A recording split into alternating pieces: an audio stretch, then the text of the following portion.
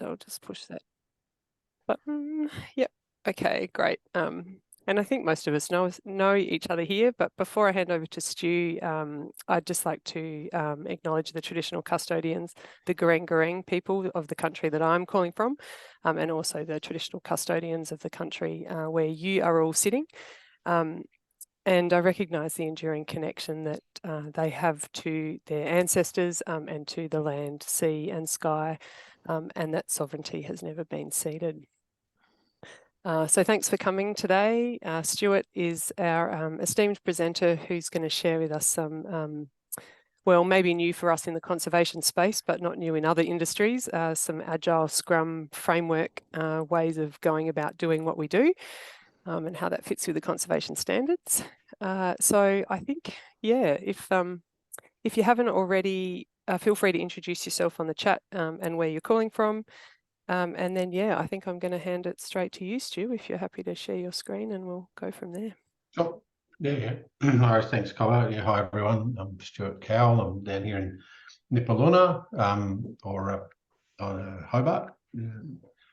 And I'm one of the conservation management team. I think for some of you, there's going to be a bit of a sense of rinse and repeat. I think I've talked to a few of you about this a bit over the last little while anyway, but hopefully you'll find it interesting. So I've got a presentation that I'll go through to sort of set out a few of the concepts and ideas and kind of why, and then we'll have a swing at an exercise or an activity, which will be good for Sarah because we're going to do it real life later on with the project, on one of the tools that can sort of sit inside this framework, but actually it's kind of a useful tool in and of itself. And so we'll just have a bit of a swing at that as well.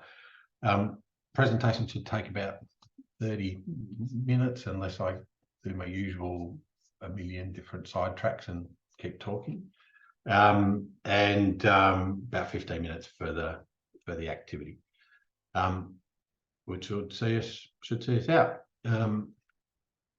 So let me just now, if I'm talking too fast, mumbling, or the things that I've said are a little bit unclear, I'm imagining somebody, Sarah or Leah, is going to monitor the chat. So if you can gesticulate madly to say, hey, can we repeat that or what have you, happy to deal with kind of questions along the way, or we can do a Q&A kind of at the end. Hi, g'day, Frida. Good to see you. Hi, Stu. Good to see you too. After a long time. It has been. Look, it's been a while for sure. Yes. So greetings from the Solomon Islands. Wow, great. Thank you for coming along. All right, so I'm going to do PowerPoint, because what else is there, frankly? So let's do this.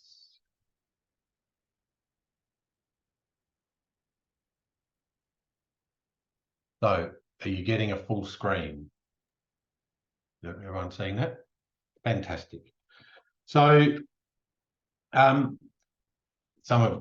imagine a number of you have seen this sort of graphic or something along the lines of it before, and I always, it appeals to me in a lot of ways. This sort of the fish swimming past each other, and one saying, well, how's the water, and the other's going, well, what's water? We're fully immersed in it, we don't really see it. And so I've been thinking about the way we implement conservation standards as a sort of planning and adaptive process, and the extent to which in some ways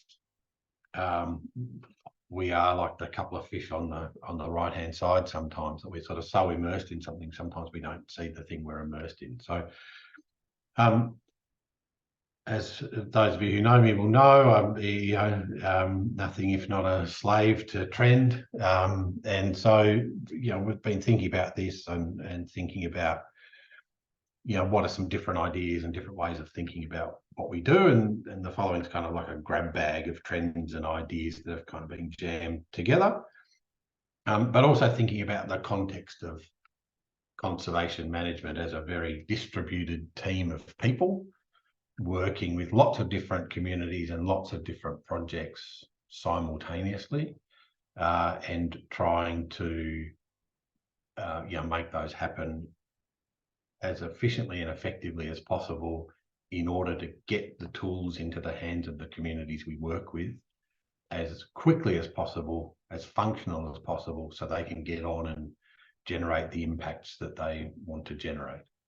So that's the sort of context of this thinking, where it's come from, and also thinking about a sort of post-COVID world and post-COVID engagement models, because we're definitely in that sort of space. The other thing that I'm sure you're all terribly familiar with is this idea is that we are very, very busy. Everyone that I know is very busy, and everybody here is very busy, and thanks for coming along.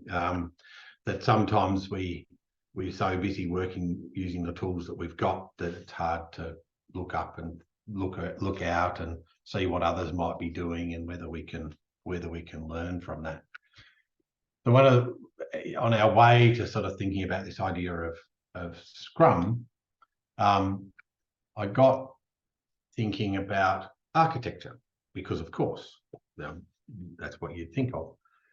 But really the thing about it is the idea that with building and architecture and so on, we go from the picture on the left with early interaction, where you're meeting with people and saying, what is it that you want, how do you want to do it, and so on and so forth, all the way through to this end point, and all the way along, the people that you're working with are kind of already engaging with the idea and actively using those ideas in order to create somewhere to live, to create somewhere to be, and they can start doing that from the very first sketch all the way through to the finished idea.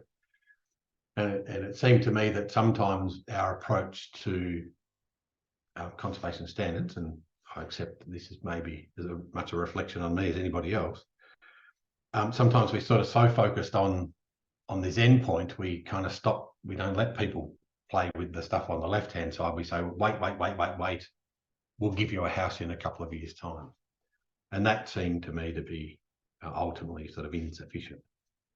And so trying to think about how can we give people something that they can start to engage with and think about and use very early on. That's a kind of sketch, but near enough or close enough as a reasonable sketch that you can start to go, well, I've got 6 rooms and I need some furniture and I want this and I want that. It will change over time as the details are fleshed out, but it's still something that can be used and engaged with and moved forward with. And so that's where I landed on Scrum. Of course, naturally, you would go from fish to cavemen to architecture to Scrums.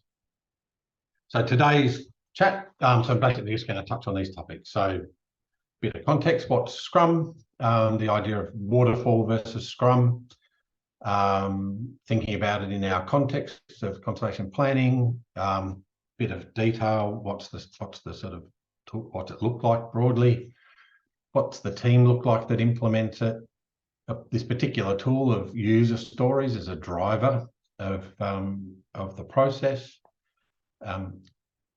Again, particular tools or steps called sprints, how they're used, and then talk a bit about how we implement it in conservation management. So what tools we use, how we operate, and so on.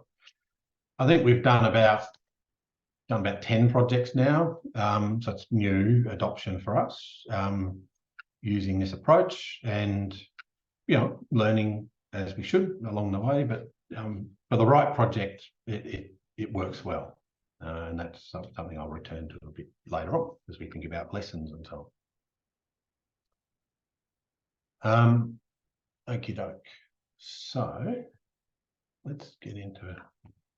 So Scrum, what do we mean by what are we talking about? What's what actually is this thing?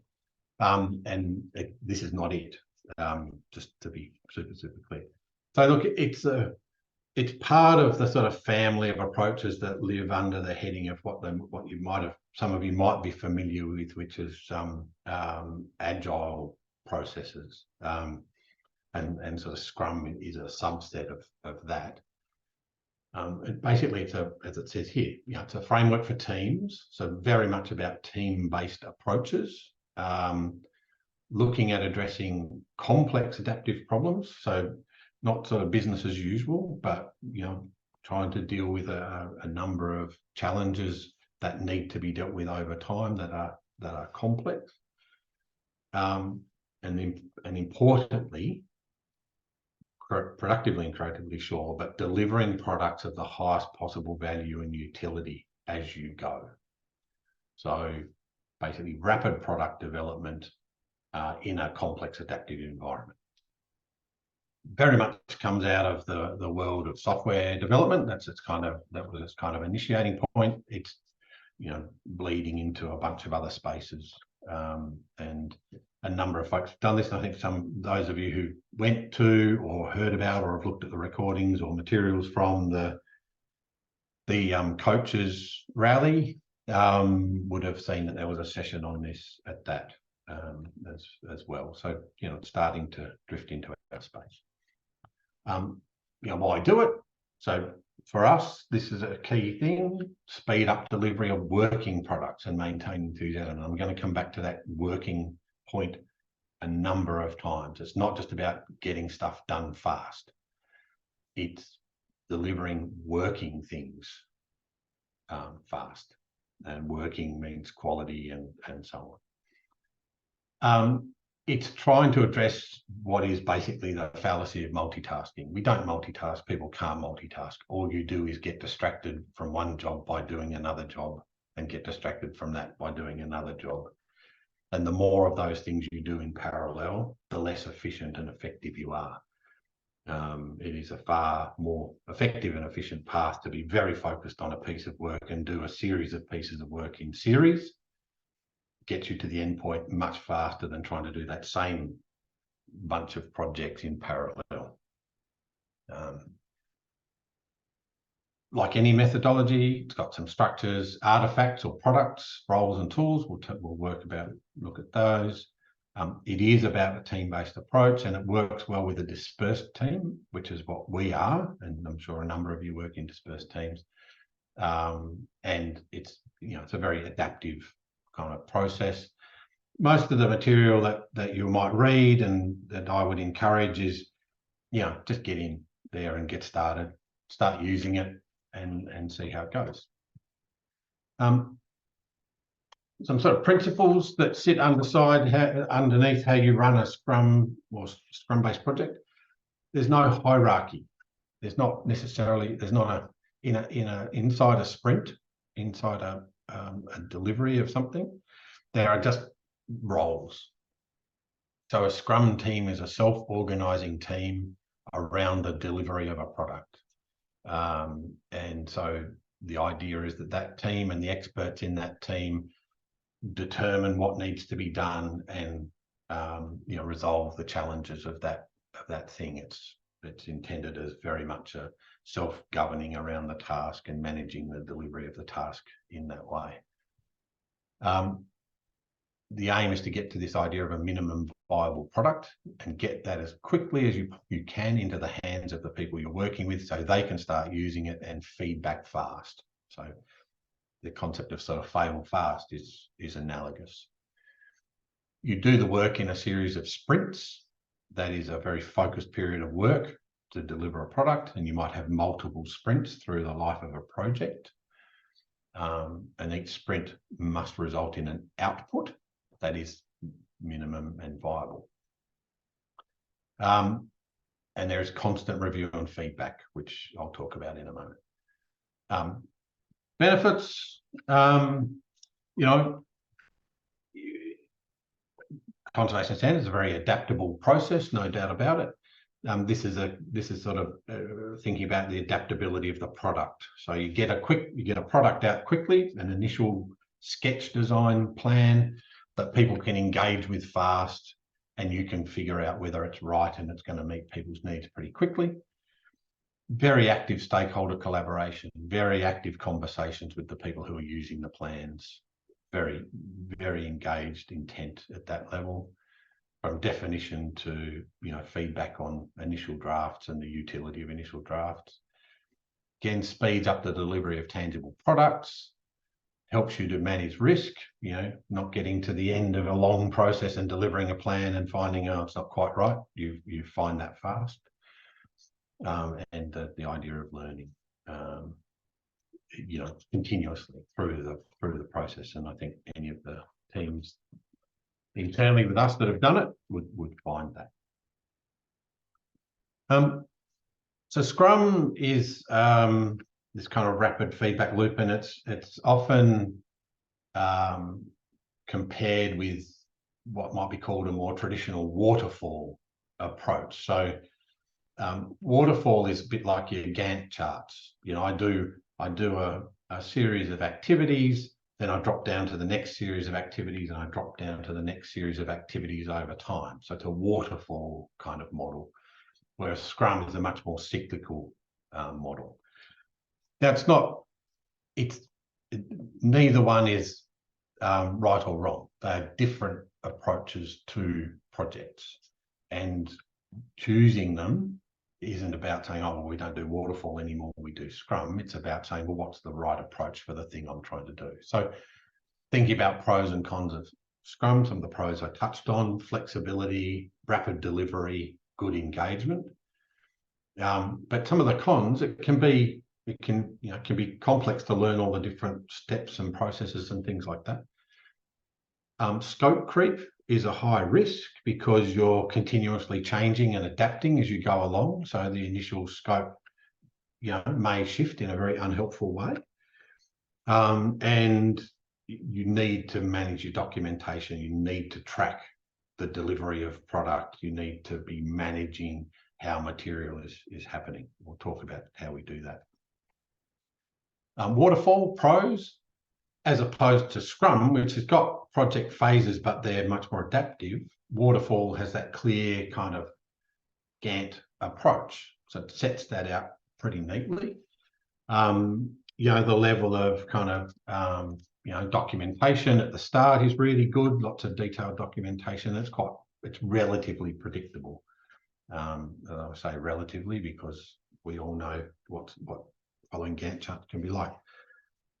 It can have a bit less flexibility compared to Scrum. It doesn't mean it's inflexible, but sometimes changes are challenging because you've set up this kind of complex series of dependencies. The feedback loops tend to be a lot longer, and the consequence that deliverables can be a bit risky in terms of how long it takes to get to them and then get them back in. As it says here, that they're not even mutually exclusive, but they're just different. So the things that we're tending to use Scrum for are very much product delivery things. We need to deliver a checklist for a group, or we need to develop a tool, or we need to generate a plan, or something like that. The product-based delivery, as opposed to, say, perhaps a more process-based delivery, which might need to have a clearer sense of that waterfall sequence of this has to happen, then this has to happen, then this has to happen, and it's a bit more determined. It's not either or. Right, how are we going? Just checking my Facebook, everybody. I'm hanging there. All right, yeah, going along pretty well. All righty, so let's dive into Scrum, although probably not in that morass of people. So again, this is stuff that we've just picked up along the way from existing guides and how-tos and stuff, and we're implementing it, and it seems to work. So I'm just going to talk through some key structures and steps. So firstly, there's some key roles. and I'm not going to deep dive into any of these, just touch on them briefly.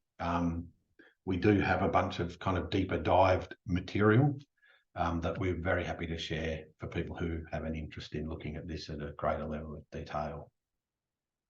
But basically, it's kind of three main roles, as it were. So there's a thing called a product owner. That is the person who has the closest relationship to the community you're working with, or to the context, the people who own the context you're working with. They are the ones who know what is needed and help to find out what is needed. Team members, the different technical skills that come in. And then there's this role, unfortunately titled Scrum Master, who's basically the process person.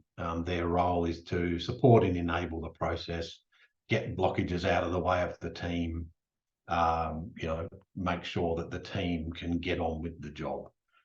They don't own it, they're not the boss, and we're trying to share Scrum mastery around different projects. So they might be someone who's not even involved in the project. They're only there to drive the team along. Then there are a series of, once you've determined your team, then there's a sort of series of steps to generate some key artifacts, is the language that's often used, or things that are used to drive the process. So you generate a thing called a product backlog, and you refine it, and then you plan your sprints. And I'll talk in a bit more detail about what they are. Sorry, it's going to turn into a bit of a word soup, but if you all cast your mind back to those heady days when you were first encountering conservation standards, same thing. Oh, here's this word soup, better get to terms with it. Well, it's the same sort of here.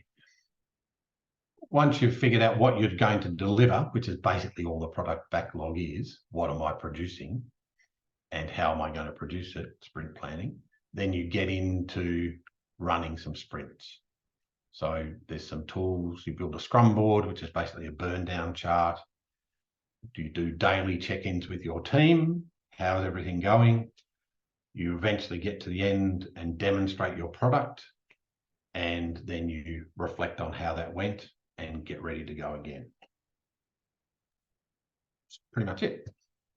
How does that look like in a diagram? And I'm still trying to find who I stole this diagram from. So anybody who's watching and is concerned about the source of this, I can't remember, but we'll update this presentation when I find it. And I've made a couple of changes here to sort of show how it might connect to some of the things we do in conservation standards. So here's the product owner role over on the left-hand side. The pre-planning step that we do often in our processes, where we talk to different people about how do you want something, how's it going to work, and so on. That's really the product owner creating a product backlog. What is it that we're going to generate? That material then goes into your team and your planning, and then you set up a series of sprints, these 1 to 4 week focused periods of work where you are generating a product from the backlog. Here's my backlog of products, pick one up, sprint, produce, deliver, go back to my backlog, pick up the next product, bring it in, and round we go. So define what I need, plan to do it, run a sprint, cycle that round till it's done, deliver the finished work, review how it went. While you're cycling around and in that sprint and doing the work, there's a daily, and we try and do them daily, although for slightly longer sprints, you might do them every second day, just for resource management purposes. But ideally daily, 15 minutes, you're going through the different tasks that people need to do and how they're going. Again, I think fairly sort of straightforward, ultimately. How's that to conservation standards? So this is kind of more or less how we kind of think about it, which is your first sprint is typically developing that initial sketch or mud map design. What's the scope of the plan?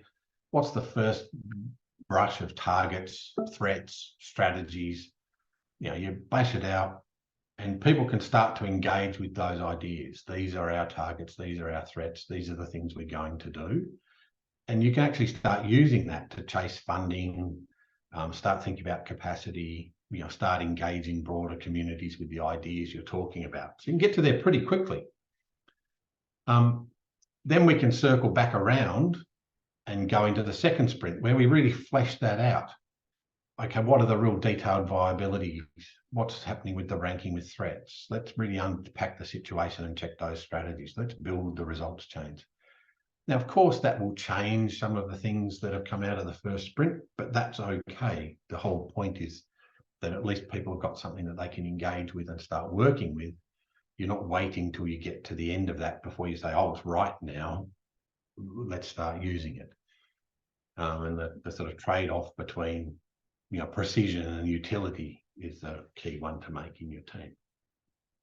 And then from there, you can get into your third sprint of finalising materials and on and off you go.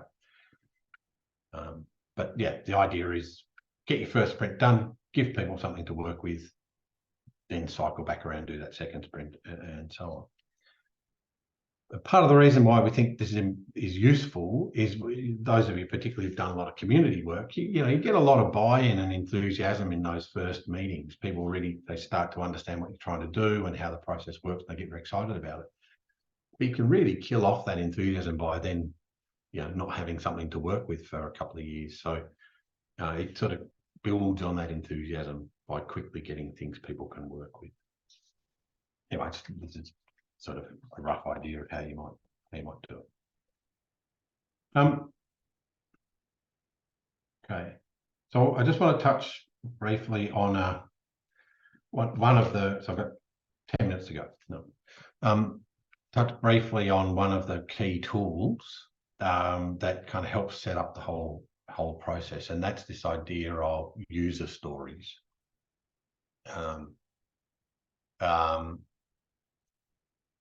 And the user stories really are about building a clear understanding of what it is you're trying to deliver, and then being able to structure that around what's the best way to deliver that, so that you can get to where you want to go.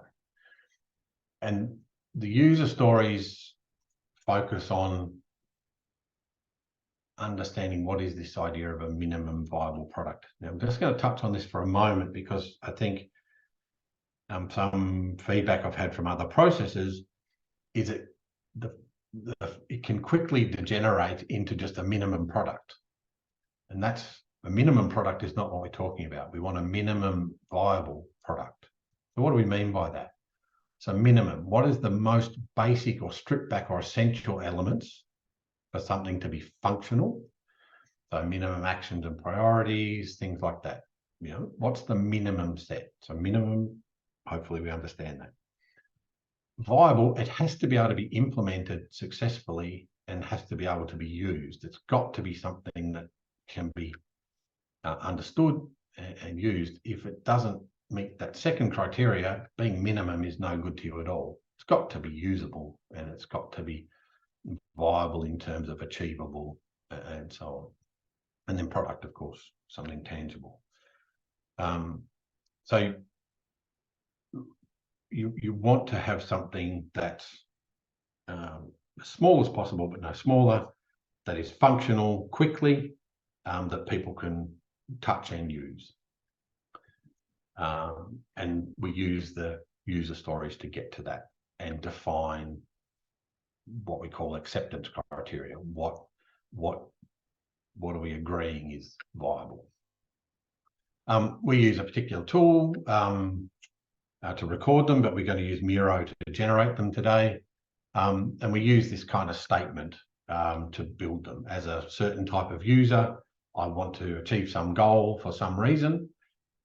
So here as a Ranger coordinator, I want to be able to see the critical priorities so I can plan the team's workload. From there, we can say, well, what products can we make that will give you that? And then we can build out our process. I hope that makes sense because we're going to have a go at doing this ourselves as a team. And I won't stop on here because we'll actually do it in Miro. You'll see how it works. From there, once we've gone through the user stories, we use that to generate what you've heard me talk about before. It's called a product backlog, or product backlog, which contains product backlog items, which is basically just the list of specific things you're going to produce. And so you go from the user story. What does the user need? What are the products that are going to deliver that? Now I have a backlog of products that I've defined, that I've specified, and now I can kind of get into delivery of those through the sprints. So you take the products, you say, how long is it going to take us to deliver this? Who's going to deliver it? You know, what are all the sub steps and stuff? Typical project management stuff. And then you put them into the sprints, and that's what you deliver. So once you've got your backlog, you plan your sprint, get the team together, think about how it's going to happen, who can do it, and importantly, with the sprint, the team is committing to the completion of the products that are contained in it. So the important thing about your sprint planning is to be super clear about, we can achieve this in this 2-week period. Therefore, that's what we're going to put into the sprint. Don't try and just jam everything in there and hope, because it just sort of defeats the purpose. It needs to be a realistic assessment of what can be done and delivered. From there, you go into the sprint. As I say, we build a Scrum board, which has got all the list of the things you're going to do. The burn down chart sort of says, well, today I'm working on this. You know, I've done it, move it across, grab the next thing, move it in. I'm working on this, done it, move it across. You can do it in the field if you're doing this as part of a field program, or you can do it using software tools. Each day, as I said, you do the daily stand-up, 15-minute check-in. How are we going with our delivery? Anything getting in the way? What do we need to do to make sure it keeps going? You don't problem solve in that. You just check in. The problem solving happens outside that. At the end, you demonstrate the product, and then you review how did that all go. So again, just cycles around, constant iteration, constant adaptation, constant learning. We use a number of different tools. There's a bunch of obviously standard conservation standards, healthy country tools, which they work fine with all of this. Some exercises you might modify a little bit, but most of the typical facilitation stuff we do works in this model. Mirati is fairly essential for us in terms of tracking workshop outputs and converting those into products. We use Atlassian's Jira for the Scrum part and the sprint part, but there are other Scrum sprint tools out there, but we find that one's pretty useful and flexible for tracking who's responsible for what, and burn down charts and things like that. And then keeping the team together, Zoom, Google Meet, all those usual things in the shared spaces for work, Miro, Lucid, Jamboard, all that sort of stuff. This is our kind of standard toolkit for running this. Looks very much like the toolkit for most projects, I would imagine. A couple of things we've learnt, or that we know, and that are probably self-evident. Communication is absolutely critical. Steady, constant communication inside the team and between the team and stakeholders to make sure this is all delivering what's needed. So regular meetings, constant meetings, not for their own sake, but just to check in. We're doing this, is that all right? I've done this, what's next? Have we done it to the right level? In a very compressed and rapid way, gets you what you hope and what you expect will be a good product out the end fairly quickly. So really much, certainly more so than I've been involved in other processes, a much more active, collaborative environment in the delivery of materials.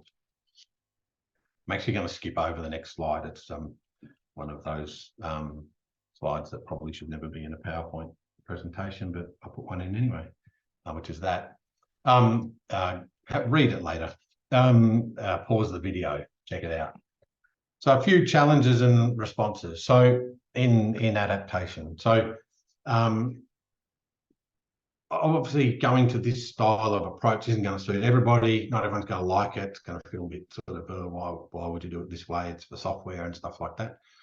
I think it's got enormous utility in the right context. But like any, adopting any new process, training people, coaching people, and it's really built on this non-hierarchical team-based approach. So building communication, transparency, and trust is critical.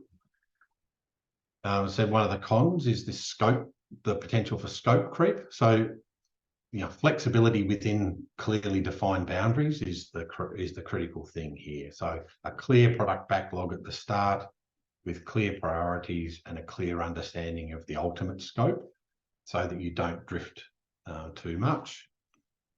Scrum Master is pretty key. Someone keeping the whole thing moving along, basically a coach. And so, making sure that, again, Scrum Master is not the boss. It's just a key role of keeping the process moving. It's an essential task.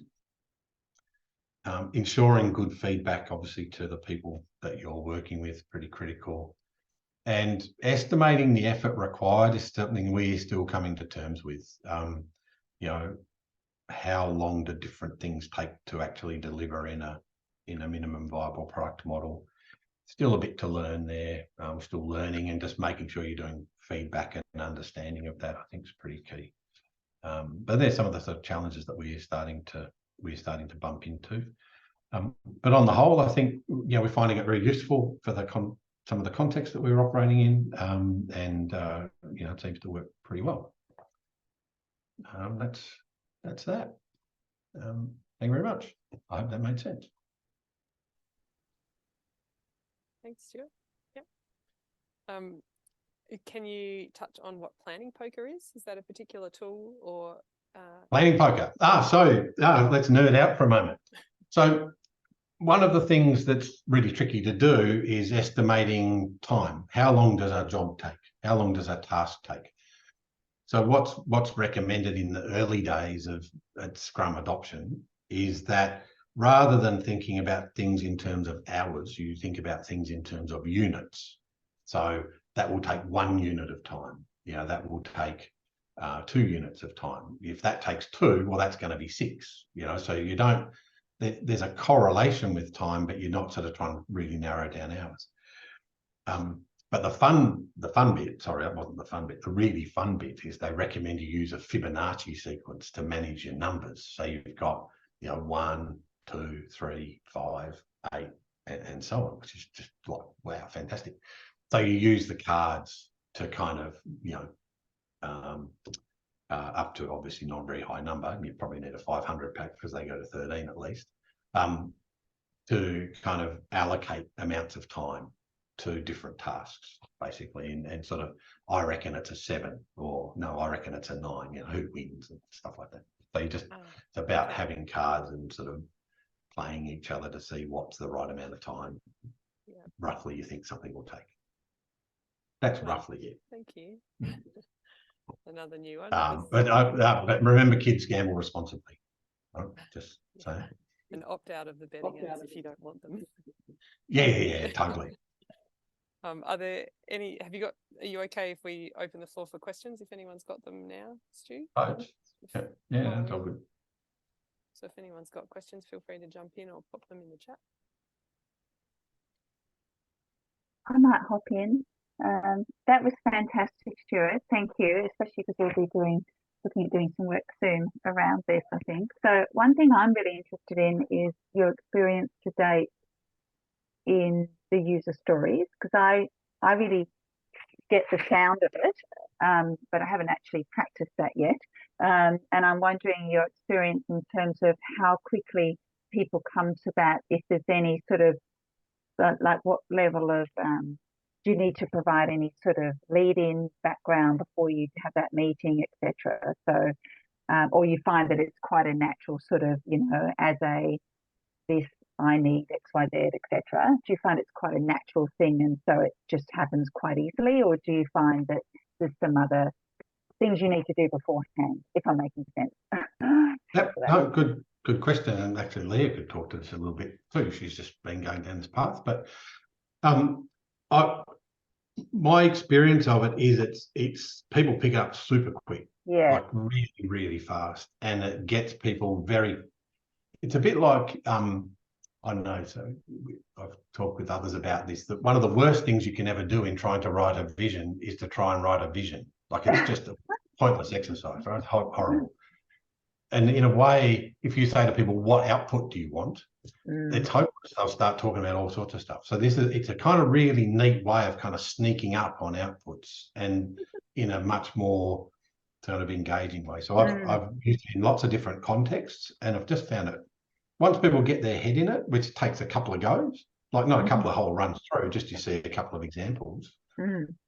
I think it works super well, and people pick it up pretty fast. And it doesn't, in a way, less information in some ways is better, because you really get into the heart of what is it people want versus what do they think you can give them, which are two often things. But Leah, did you want to comment on that? Just that Sarah, I'd agree. I think it's a really easy, people will tell you what they need fairly easy.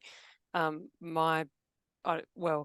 thought it was my brain, but it seems like it might be a fairly common thing, is that the last two columns in the, what you want and why can sometimes kind of, then might not be clear in which column it goes in initially, or it's not for me. But I think you just sort of have that conversation and you end up getting it in the right spot. So it's easy enough to do that. Right. But it is also new for me too. So just maybe be aware that if you're taking other people through it, there might be a bit of that sort of, confusion too initially, until people get a hang of it. Well, thank you, bye. So we were going to have a go at doing user stories. We thought that might be fun. We've got sort of 13 minutes. We can just have a quick swing at it, if that would be interesting to everybody. We'll just do it as a group, everyone who's here. So I'm just going to pop into the chat a Miro board, I think, and hope that it works. And you can all jump in there. And this is just, there's lots of different tools. We've just made this because it sort of is, we use, I'm assuming most of you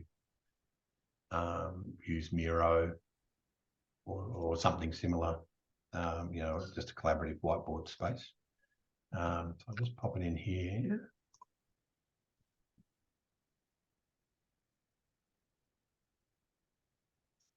See if that works.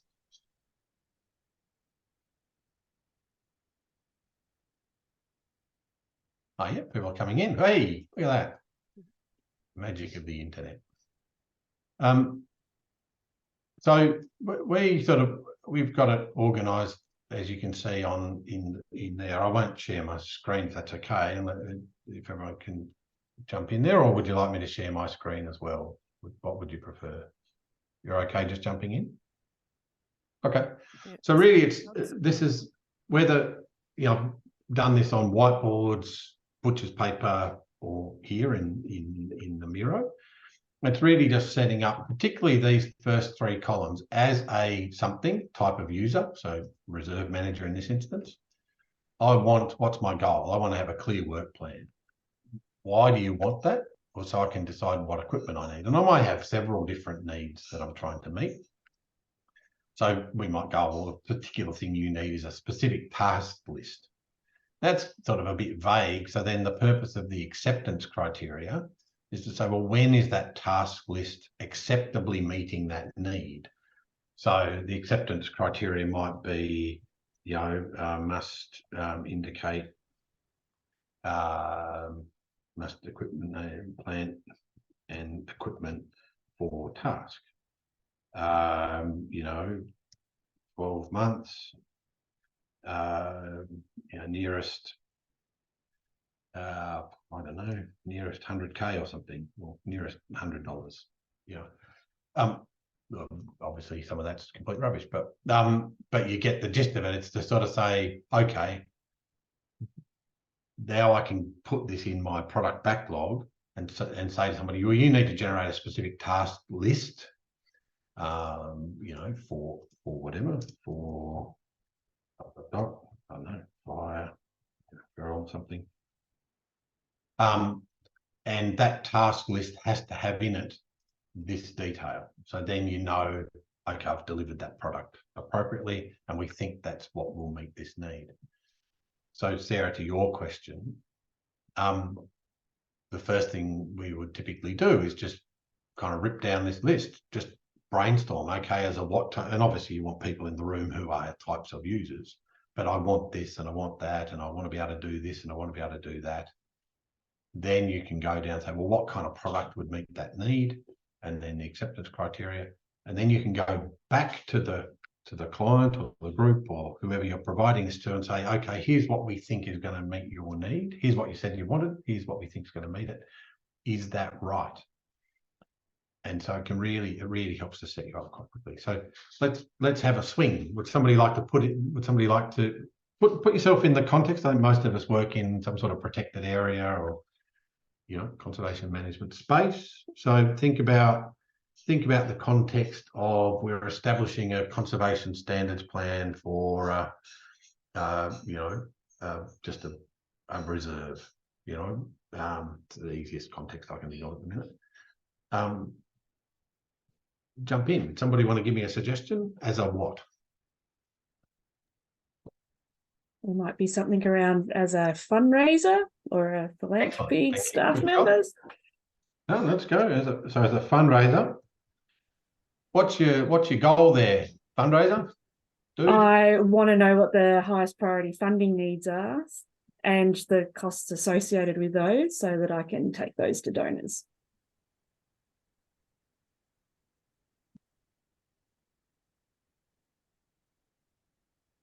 Yep, so that you can match it with donor approaches.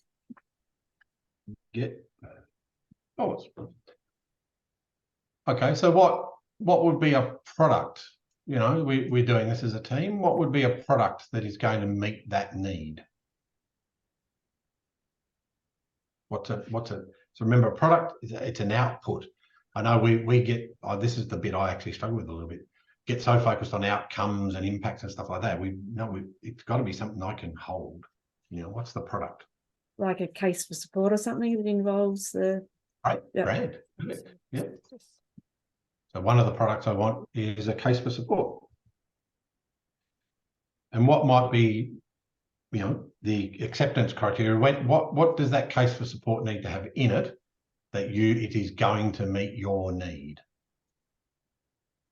The justification for the priorities and the dollars that are being requested or needed for those priorities.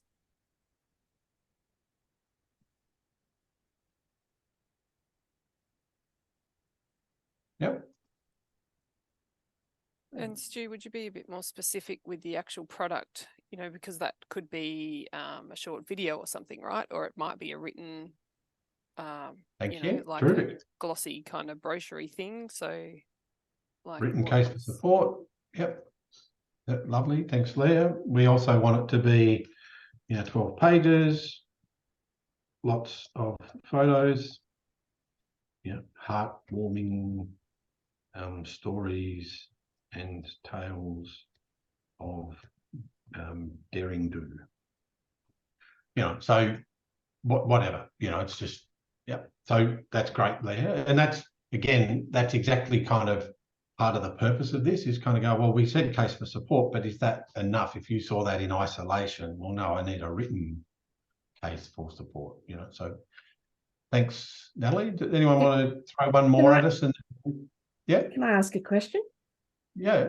If you get really varied feedback that takes you in multiple different directions, is that just then a point of conversation to have with the team you're working with around what is actually going to be feasible as being the acceptance criteria? Like if you get somebody wanting one thing and somebody wanting something totally different, are you trying to meet all those needs, or how do you balance the...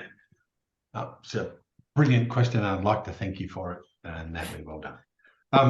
So partly, so you want those, you want them all, you know, firstly, you want to get them in.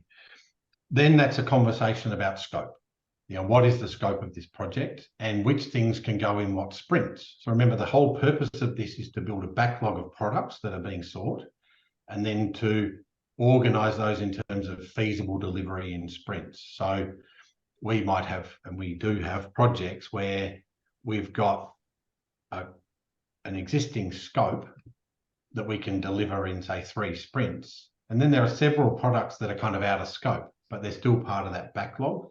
So you can kind of say to people, well, okay, given what we're doing here, we can deliver these things in this sequence, but these things are going to be, we can't, they're not part of this conversation. Or if you want them to be, they fit somewhere else and that sort of stuff. So it just, at the minute we haven't sort of run into it, I'm sure it's going to be there somewhere, but you know, in a way, you should be able to contain all those different things, but just organise them in terms of what this is or isn't part of what this is going to be.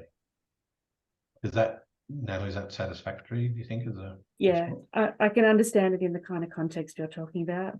I guess I asked the question, I know we've tried to use not exactly this approach, but similar sort of empathy interviews to get at, you know, trainings we're developing or methodologies we're developing, and you get feedback that you want. People want rigor on one hand and they want speed on the other hand. You're like, well, okay. There's going to be a big trade-off in. Yeah. You may not be able to achieve both in the one thing. That's right. Yeah, basically you might be saying we've got 2 products here. You know, this is not a single product. It can't be done. Anyway, we're bumping up on 2, so feel free to go in and play with the link. Feel free to use the template if you want to pick it up. But that's the sort of general gist. And as I say, we've done this in a number of different contexts, both conservation, not in conservation, software tools, plans, things like that. It's a very adaptable thing. So even if you think, God, that Scrum thing looks horrible, but you know, this actual tool, I think, is useful in a bunch of contexts, you know, like in the pre-planning step of the processes that we do. I think it's a great way of getting into user needs. Can I ask another question? Sorry. To what extent, like for you guys working with, you know, teams across the country to do healthy country planning or whatever the case may be, to how many people do you try and target to actually get the feedback from, and how diverse a group do you try and target to actually get this feedback from to design this sort of approach? So probably haven't done it enough to kind of arrive at a specific kind of, this is how we would typically do it. At the minute, we're just applying it in the context we would apply any pre-planning. So if we're, you know, is there a governing committee or, you know, a group of elders or a board or, you know, whoever that group of people are who make those decisions about and have a good understanding of the you know, the operational and strategic context that you're going to do this in. So basically the same people you would want to have involved in a pre-planning phase. Yeah. So, you know, the guidance we usually have, I think, in conservation center, you know, you want somebody who's kind of operational, somebody who's got good community connections, good understanding of the social, ecological context, somebody who's a bean counter, you know, that sort of perspectives. And it's usually what we're doing. All right. I think we're gonna have to pull it up there. Sorry, I waffled a bit, but Thanks, Stu. Yep.